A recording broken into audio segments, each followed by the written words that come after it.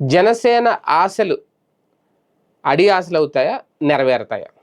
ఏంటి ఆశలు అంటే, వాళ్ళు కోరుకున్న సీట్లు కావాలి, వాళ్ళు గెలిచే స్థానాల్లో తమ అభ్యర్థులు నిలబెట్టాలి. దానికి సంబంధించి ఒక లిస్ట్ కూడా రెడీ చేసుకుంటున్నారు ఇప్పటికే. ఆ ఫిల్టరేషన్ కార్యక్రమంలో తలమునకలైపోతున్నారట పవన్ కళ్యాణ్ గారు. జనసేనలో చాలామంది నాయకులే ఉన్నారు, చాలామంది కార్యకర్తలే ఉన్నారు. వాళ్ళందరూ కూడా ఈ స్థానిక ఎన్నికల్లో వాళ్ళకి అవకాశం ఇస్తే వాళ్ళ బలం ఏంటో నిరూపించుకుంటూ ఉంటున్నారు. వాళ్ళు కనుక గెలిచి నాయకులుగా అయితే జనసేనతో పాటు వాళ్ళకు కూడా స్థానికంగా బలం అయితే ఉంటుంది, పలుకుబడి కూడా ఉంటుంది. అదే నేపథ్యంలో అక్కడ తెలుగుదేశం పార్టీ నాయకులు ఉంటారు, బీజేపీ వాళ్ళు ఉంటారు. ఓకే, బీజేపీ పెద్దగా ఇబ్బంది ఏమి ఉండదు. టీడీపీ విషయంలో మాత్రం డామినేషన్ ఖచ్చితంగా ఉంటుంది.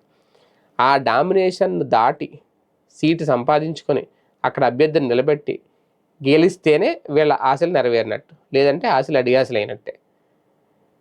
ఇక్కడ ఏదో ఒక కార్పొరేషన్ కీలకమైంది, విజయవాడ కానీ, తిరుపతి కానీ, విశాఖపట్నం కానీ, ఇలా ఈ మూడు మాకు కావాలి అని తెలుగుదేశం పార్టీ అంటే, ఈ మూడాట్లో ఒకటో రెండు మాకు ఇవ్వండి అంటే ఖచ్చితంగా అక్కడే తర్జన భజన నడుస్తుంది, ఏం జరుగుద్దా అనేది.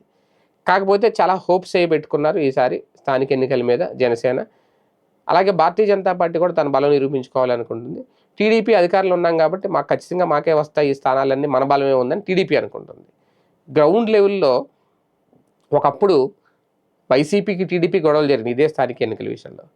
ఈసారి కూటమిలో ఉన్న మూడు పార్టీలకు గొడవలు జరగకుండా సజావుగా ఎన్నికలు జరిగితే చాలు అనేది క్రిటిక్స్ చెబుతున్నమాట.